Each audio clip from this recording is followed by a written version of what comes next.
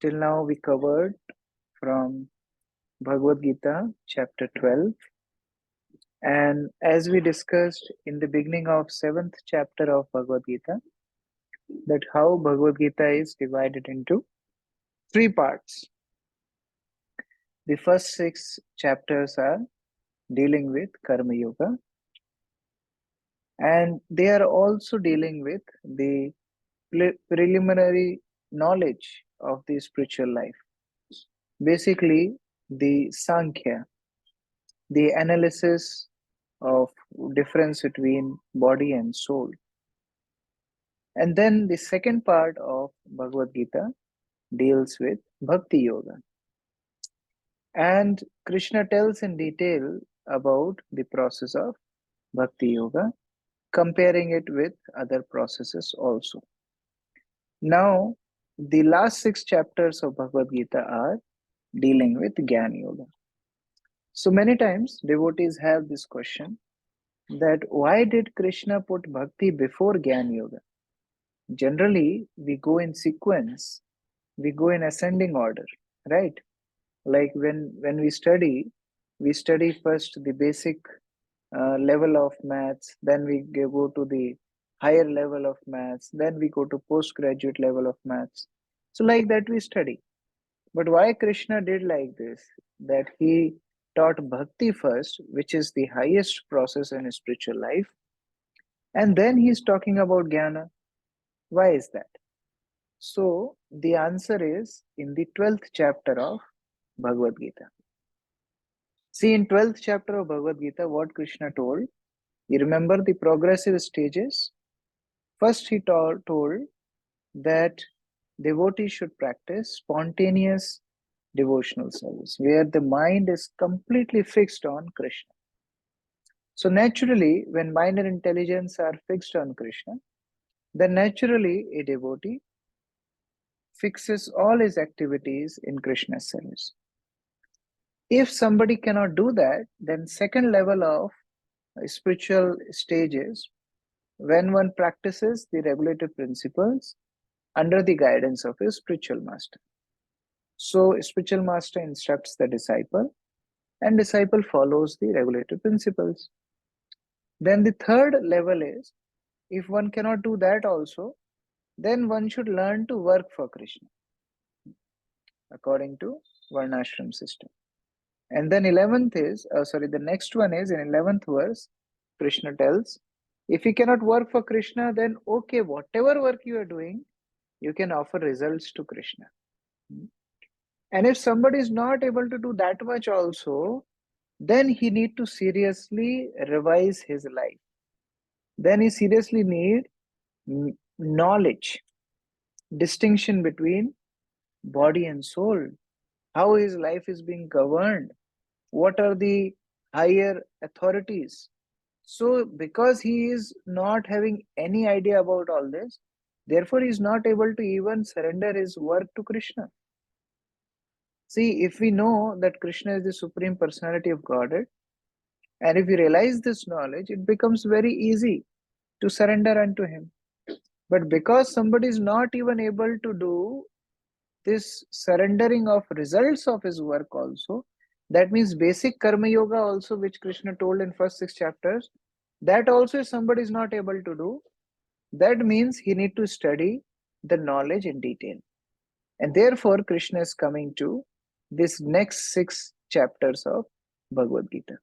So that doesn't mean that these 6 chapters are higher than bhakti. No, we have to understand those who can follow the process of bhakti, for them it's not required at all. But those who cannot follow the process of bhakti, for them they need to seriously understand the knowledge about the absolute, knowledge about their own selves, how their lives are being governed by 3 modes of material nature. All this knowledge is required for them, and therefore Krishna is giving another chance through the next 6 chapters of Bhagavad Gita. Yeah, Namra Sita Mataji. Hare Krishna Prabhu, Dhanvati ma'am. Prabhu, can we also understand it this way that I always used to think that first 6 chapters are divided into Karma Yoga and then Bhakti Yoga and then the Gyan Yoga. Means since Bhagavad Gita is the essence of all the Vedas, so for the Gyanis, Prabhupada has translated and the Gyan Yoga portion, and then it culminates into Bhakti Yoga, in devotional service ultimately. For Karma Yogis, it is that way, and it finally culminates into Bhakti Yoga. So for that, can we understand? The purpose of whole Bhagavad Gita is Bhakti Yoga only. Each chapter is taking us to Bhakti Yoga. Now the stages are different. See, first Krishna is talking about Karma Yoga because of Arjuna's questions. See, in first chapter and the beginning of second chapter, Arjuna put forward many reasons for not fighting. And to refute them, Krishna is talking about Karma Yoga in first 6 chapters. But then the real surrender of a devotee, real process of Bhakti Yoga has been described in the middle 6 chapters. But as Krishna told in the 12th chapter, which is the last chapter of Bhakti Yoga section, that if you cannot do the basic Karma Yoga also, then you need to study, then you need to gain the knowledge. And therefore he goes into the last 6 chapters. So the purpose of all 18 chapters is bhakti only. But the middle 6 chapters are direct devotional service. Whereas other 12 chapters, the first 6 are taking from Karma Yoga to Bhakti, and the last 6 chapters are taking through Gyan Yoga to Bhakti. That is the only difference. Otherwise, the whole purpose of Bhagavad Gita is Bhakti only. Okay? Yes, sir. Thank you. Yeah. Okay, so let us see the purpose of this unit. So basically, when we go into this unit 3, where we will study the middle 6 chapters of Bhagavad Gita, we will see in detail the 3 modes of material nature and their workings. This is the main theme of the last 6 chapters of Bhagavad Gita, because in many places, Krishna is describing in detail about the influence of 3 modes. And these 3 modes influence us in the conditioned life. We many times feel that, like oscillation in our modes. Sometimes we are in good mode, sometimes bad mode. Sometimes we are highly productive. Sometimes we feel low in energy. We feel lethargic. We are same person. We have same expertise. We have same qualification.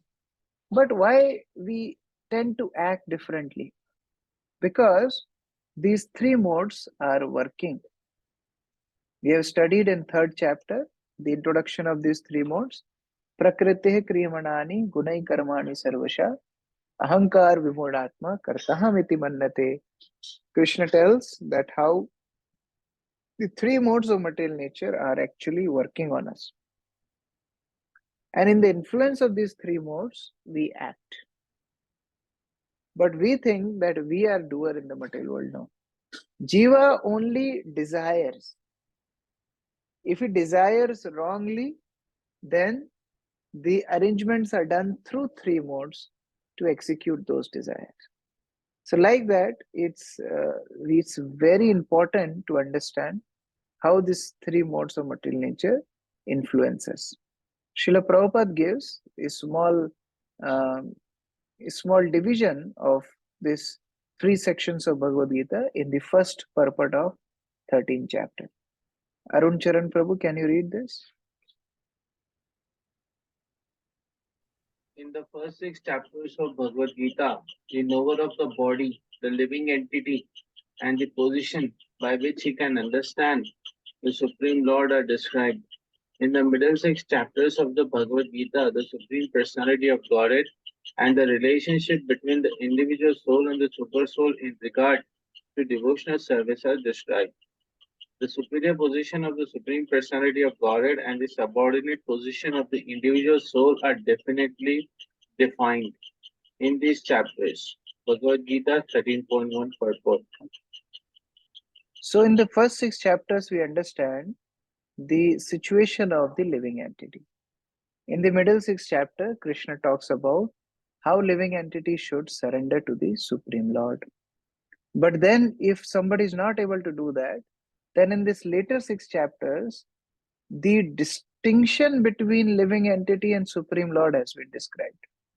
How living entity is an influence of 3 modes of material nature, whereas the Supreme Lord is not in influence of 3 modes of material nature. This unit has 5 lessons. First lesson is entanglement in the modes of nature. How this jiva gets entangled in the modes of material nature. This is lesson 1. Basically, in lesson 1, there is chapter 13 and chapter 14. Then lesson 2 is the banyan tree. Banyan tree means material world is compared to banyan tree, and the chapter is called Purushottam Yoga, chapter 15. Then there is lesson 3, divine and demonic natures. This is chapter 16. And then lesson 4, chapter 17, divisions of faith. And then chapter 18, which is the conclusion of Bhagavad Gita, surrendering to Krishna. This is lesson 5. So these are the 5 lessons of this unit. So particularly, this section is called as Gyan Yoga section. And as we have already discussed, how from chapter 12 to chapter 13, the connection is very clear, that how Krishna tells that if somebody cannot practice the basic elements of bhakti, then he needs to understand how he is entangled, what is his current situation, how he can be delivered. So therefore, this knowledge aspect is important for such people. So entering into lesson first, we will start with chapter 13. This chapter is termed in Sanskrit as Kshetra Kshetragya Vibhag Yoga.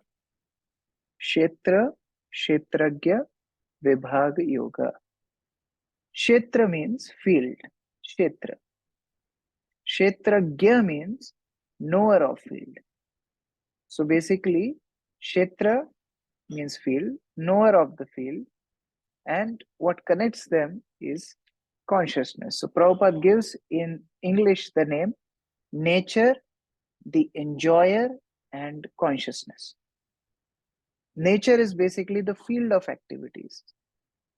Enjoyer, there are 2 enjoyers. One is minute enjoyer, that is living entity, and then there is supreme enjoyer, that is Supreme Personality of Godhead. And then consciousness. Consciousness is the energy which connects soul and matter. The symptom of soul is consciousness. The energy of soul is consciousness. So we'll study this in this chapter. This chapter is very important because again it starts with the questions of Arjun, and Arjun asked about 6 main things: Prakriti, Purusha, Kshetra, Kshetragya, Jnana, Geya. So 6 main questions by Arjun. We'll study them in the first verse, and then Krishna explains these questions of Arjun in detail. So let us see the division of chapter.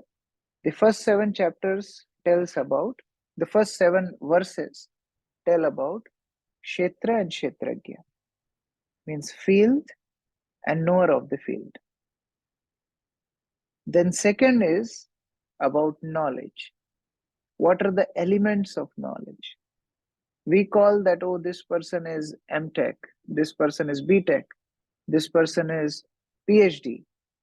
But according to Krishna, what are the elements of knowledge is given in 8 to 12 verses. Then 13 to 19, the object of knowledge, the real object of knowledge. And then the second last portion tells the difference between Prakriti, Purusha and their union. What is Prakriti? What is nature? What is Purusha means who is enjoyer and how they interact. So all is given in the second last section, and last section talks about Jnana Chakshu, the vision of knowledge, how to see things in knowledge. And what is the result of seeing things in knowledge? This is also described in the last few verses. Okay, so we'll enter into this chapter starting from verse 1. So as we discussed, that this chapter basically starts with the questions of Arjuna.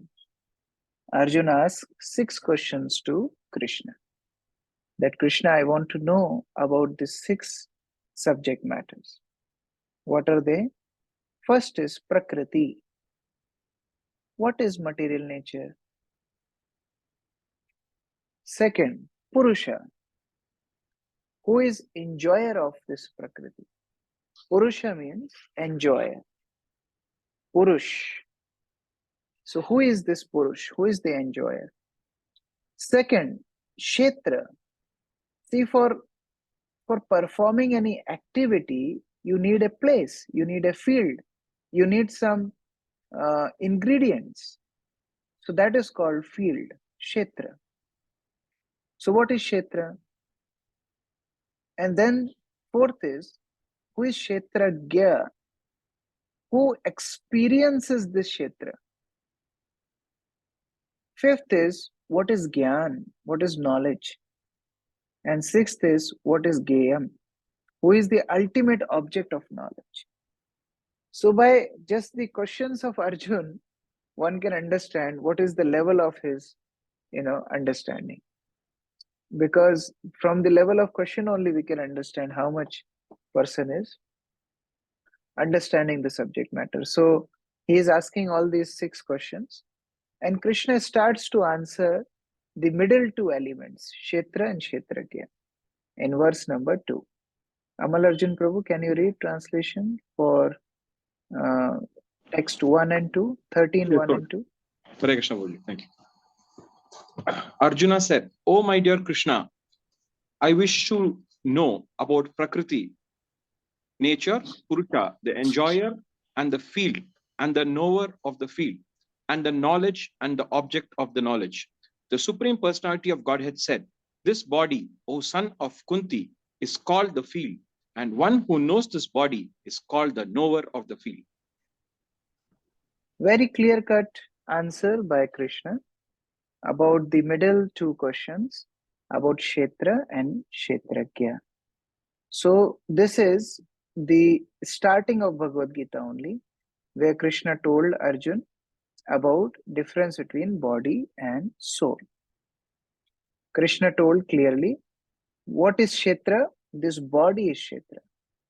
This body is the field of activity. For whom? For the conditioned soul. For Supreme Lord, whole creation is his Kshetra. But for a soul, embodied soul, the Kshetra, the activity place, the field of activity is the body. Why does he get this field? Why does he receive this body? Because soul wants to try to become separate enjoyer. So when he tries to become the separate enjoyer, then he gets this body. That okay, you have your own place to enjoy. Like sometimes children become adamant that we want to cook our own food. So the mother gives little vegetables, little atta. Okay, you cook your own food. So they have their own space, little space where they attempt to cook. In the same way, this individual soul, they demand, why Krishna should be enjoyer? I will also enjoy. Okay, you try it out with a field. Krishna is controlling the whole universe. You try to control this small field. So soul is given a body, and soul is allowed to perform his activities in that field. What is the criteria for getting that body? So Prabhupada talks about this in the purport. According to the capacity to dominate material nature. What defines this capacity? Capacity means desire. How big is one's desire? And what is his karma? Capacity also means his karma. If he has a very low karma and he wants to be a king, that's not happening. If he has a very good karma but he wants to be a dog, then again, so both has to match his desires to enjoy and his karma. Like if you go to a shopping mall, you should have both things. You should have money in the pocket and you should also have desire to purchase. If you desire to purchase but no money, you can't get things. If you have lot of money but no desire, then also you can't purchase. So this is the criteria to get body. Now Kshetragya. What is Kshetragya? Kshetragya means the knower of the field. Who is the knower of the field? The knower of field is soul. The individual soul is the knower of his own body. So this is the difference between body and soul. Krishna uses the same word in second chapter, Dehi. Dehi. Deha means body. Dehi means soul. The owner of the body. Again, another term Krishna uses in second chapter, Shariri. Sharir means body. Shariri means the owner of the body. Here Krishna is using the same concept with another word. Kshetra, Kshetragya. Kshetra means the field of activity, that is body. And Kshetragya means the owner of that field of activity. So we say my body. We don't say I body. Because this field of activity belongs to soul and not that the soul becomes the field of activity. Like that. But above that, there is second Kshetragya also. See, one Kshetragya is one who knows about his body. Like I know about my body. Amal Arjun Prabhu knows about his body. Bharat Krishna Prabhu knows about his body. But there is another person who knows about all the bodies. Who is that Kshetragya? That Kshetragya is Krishna himself. That is the second Kshetragya. So there are two Kshetragyas, two knower of the fields. One is individual Kshetragya, individual soul, who has limited knowledge about the limited field. I have my body, I know things about my body. But then there is somebody who is conscious of all the bodies. He is real Kshetragya. Text 3. Nishtha Mataji, can you read? Hare Krishna Prabhuji, Dandavat Pranam. Yes, Prabhuji. Then. O scion of Bharata, you should understand that I am also the knower in all bodies. And to understand this body and its owner is called knowledge. That is my opinion. So now Krishna is telling that I am the knower of all the bodies. So one Kshetragya is soul, but super soul is one who is Kshetragya, who is the knower of all the fields. Like Prabhupada gives example. Like a citizen in a country, he is the owner of his property. He may have knowledge about his property. But if there is a king, he is not only knowing about his palace, but everything in his country. He is the primary owner. King is the primary owner. The citizen is secondary owner.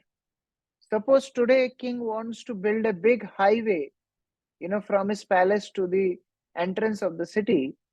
And if somebody's house is coming on the way, he can't tell that, no, you can't make the highway. No. He has to surrender.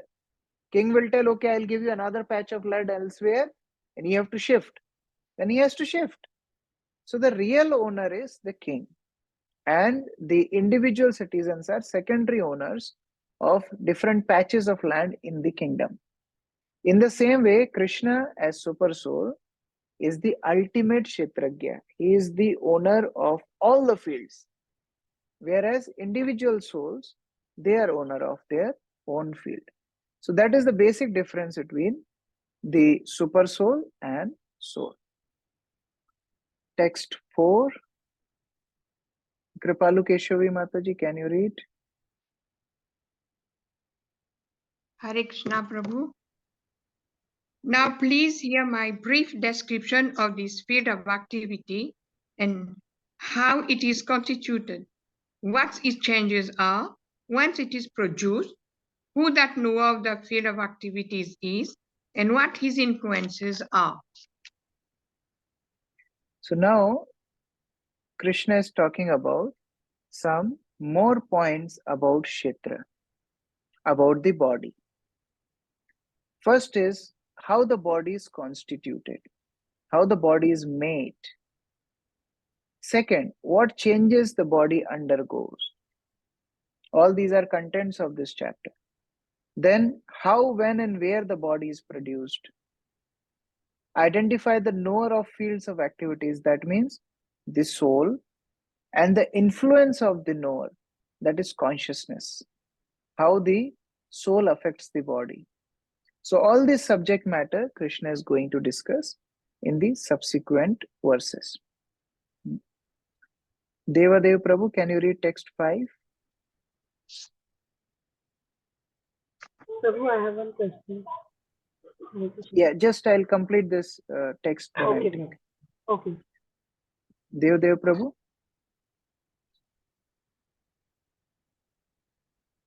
Hare Krishna Prabhuji, Dandavat Pranam. Please express the humble obeisances. Yeah. The knowledge of the field of activities and the knower of activities is described by various sages in various Vedic writings. It is especially presented in Vedanta Sutra with all reasoning as to cause and effect.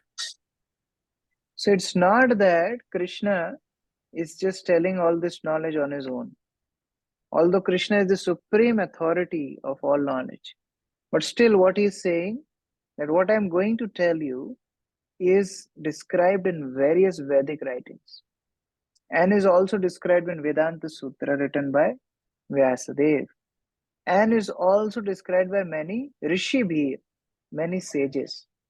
So a bona fide source means who is always repeating the injunctions of the scriptures, and he's always giving knowledge in parampara.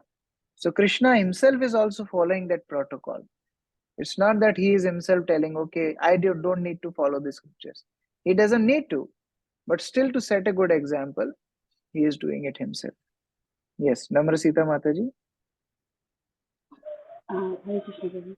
Prabhu, in the verse 13.3, there's a line Yes. written. See, you said that field of activity is the body, right? So here it is also mentioned this material world, which is the field of activity, is nature. Yes.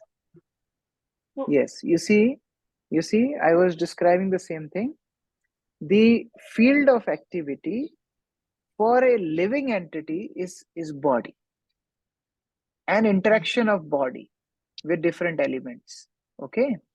But for Supreme Lord, this whole material universe is field of activity.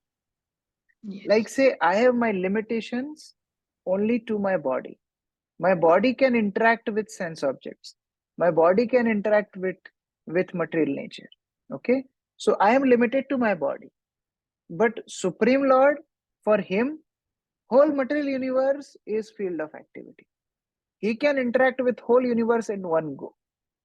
Like same extending the same example of citizen and the king.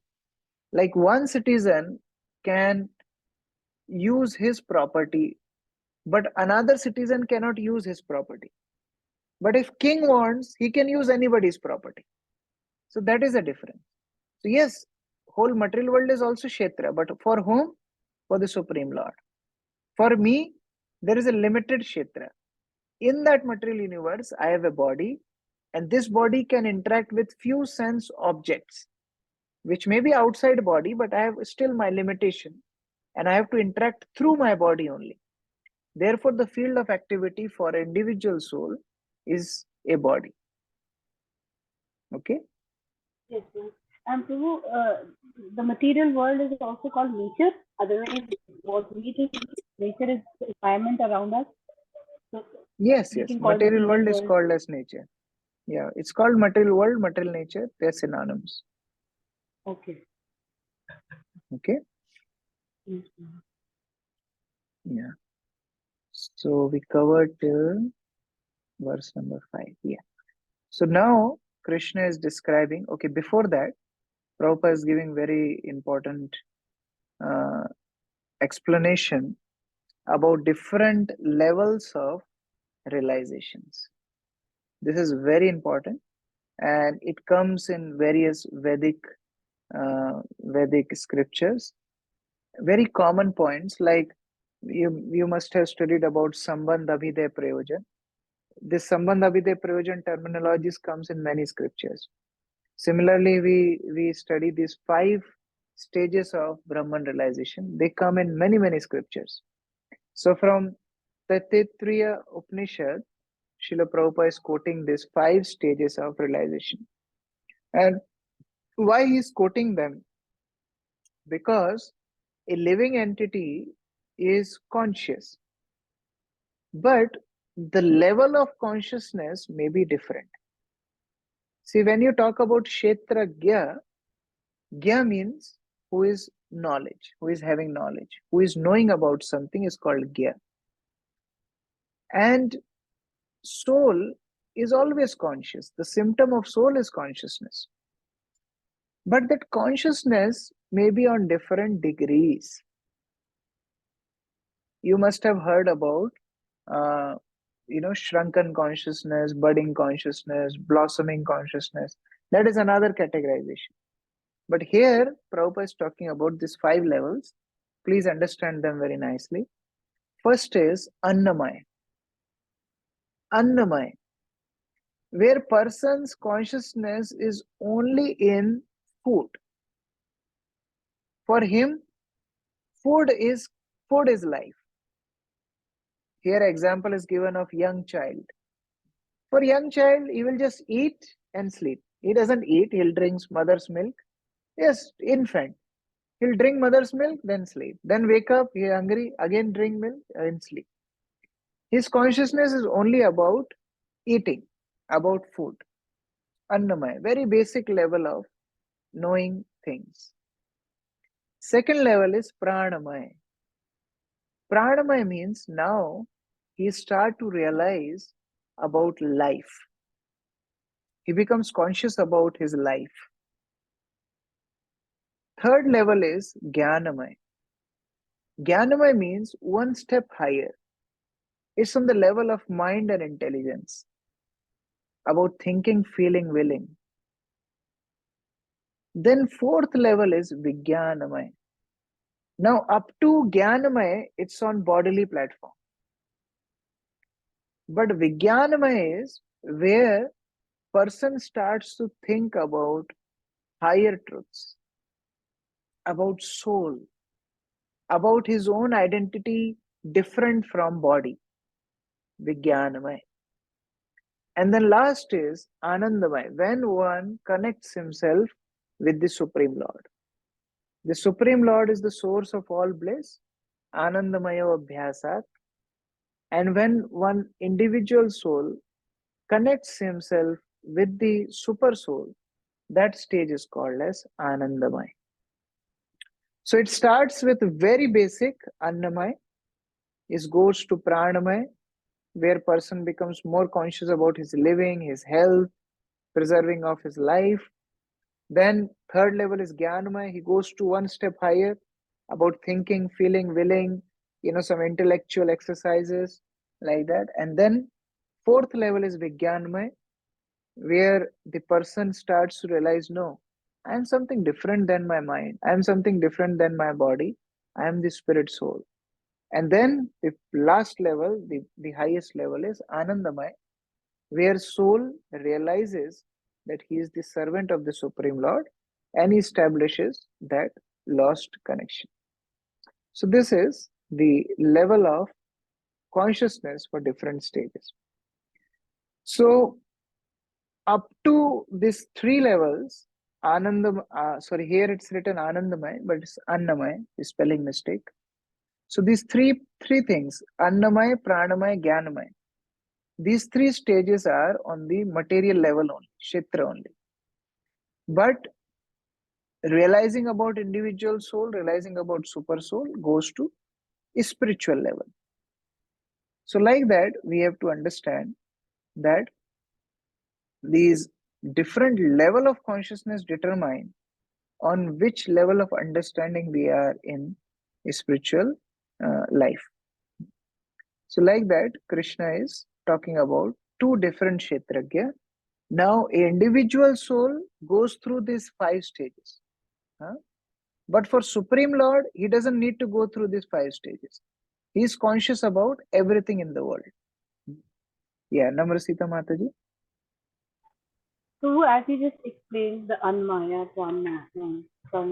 Maya. So this you gave the example of a child whose conscious is obviously at that level of food. But Yeah. can we see that in adults, in big people also, that level of Yes, consciousness? very much. How? Very much. People don't eat to live, but live to eat. So that is the level of Annamaya. Very much. Yeah, we see this. But generally, we see in the children, when they're infant, they're only conscious about eating and sleeping. It's very basic level. But then, after, you must have also experienced in your life, when there must be some stage in your childhood where you realized, oh, my life. So person becomes conscious about his own life. That is like, growing from Annamaya to Pranamaya. Like that. It's gradual development of consciousness. Okay. Like some people, they have diabetes, but still they will eat sweets. You ask them, why are you eating sweets? It's not good for you. They say, oh, let me die, but I cannot give up eating. That means what? They have put food more important than their life. That means they are on level of Annamaya. But people who more conscious about their life, their health, they are on level of Pranamaya. Like that. Okay. So now, after explaining Kshetra and Kshetragya, now Krishna is describing in detail about Kshetra. What constitutes Kshetra? What are elements make Kshetra? So that is the next subject matter, verse 6 and 7. Keshava Priya Mataji, can you read?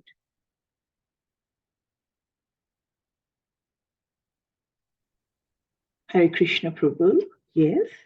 The 5 great elements, false ego, intelligence, the unmanifested, the 10 senses, and the mind, the 5 sense objects, desire, hatred, happiness, distress, the aggregate, the life symptom, and conviction. All these are considered, in summary, to be the field of activities and its interactions. So now Krishna is telling about different elements which constitutes this field of activity.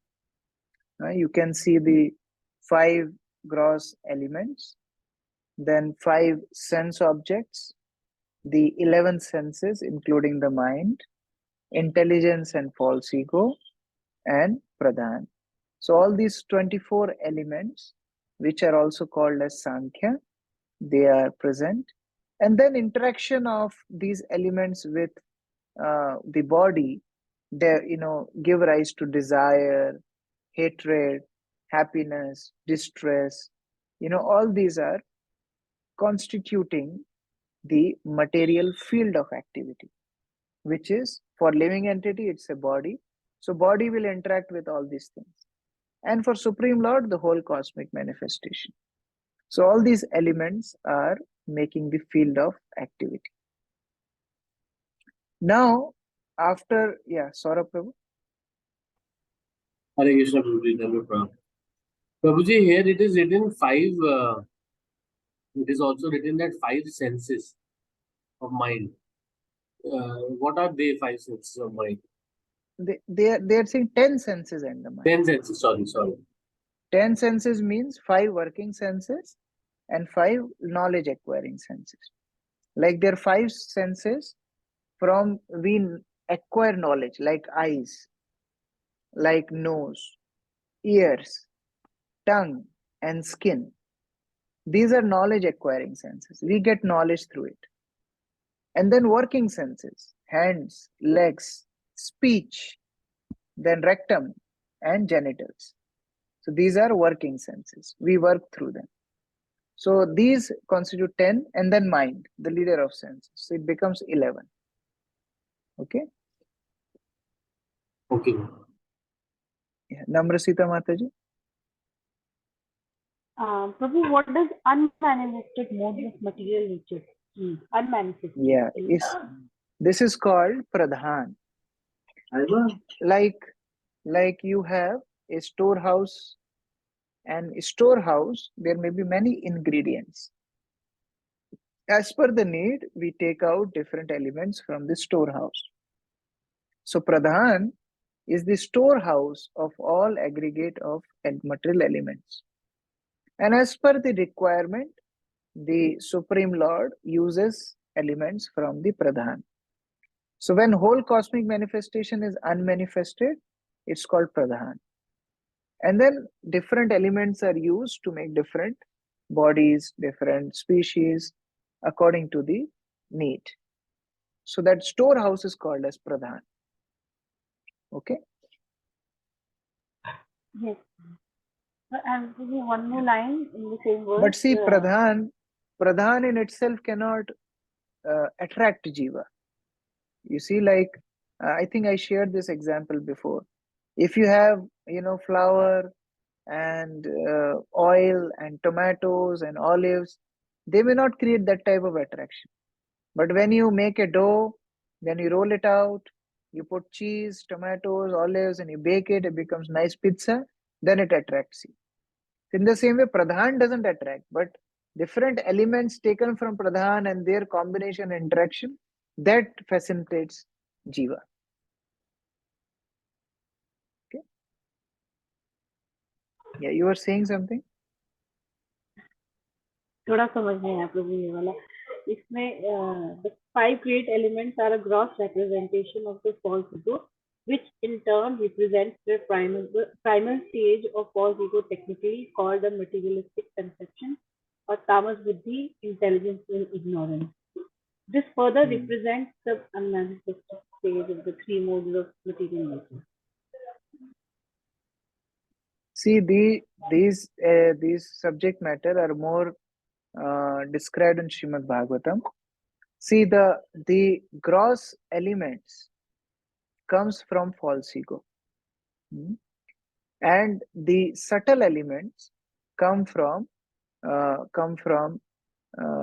different. Sorry, I am mistaken. The gross elements, including false ego, comes from mode of ignorance, and mind and subtle elements, they come from mode of passion. So all these is described in Srimad Bhagavatam in detail, but for our understanding here, we don't go in that much detail. We only understand that these elements, including 5 gross elements, which includes our sky, ether, water, fire, air, and then false ego, intelligence, mind, 3 subtle elements, then 10 senses, as we were discussing, 5 working, 5 knowledge acquiring, and then 5 sense objects. Like for eyes, sight is sense object. For tongue, taste is sense object. For ear, sound is sense object. Like that, 5 sense objects. These are mainly the field of activity. Now, how they come exactly one after another, this complete thing is given more in detail in Srimad Bhagavatam, which is beyond the subject matter of Bhagavad Gita. So when we study Srimad Bhagavatam in detail, we'll study this. Okay. Okay. Yes, sir. So, yeah, this is just Krishna is just giving the basic menu. You know, these are the elements of Kshetra. But how this exactly one after another's elements take birth, this is described in Srimad Bhagavatam in detail. After describing that, you remember the 6 questions of Arjun: Prakriti, Purusha, Kshetra, Kshetragya, Jnanam, and Geyam. 6 verses, 6 questions.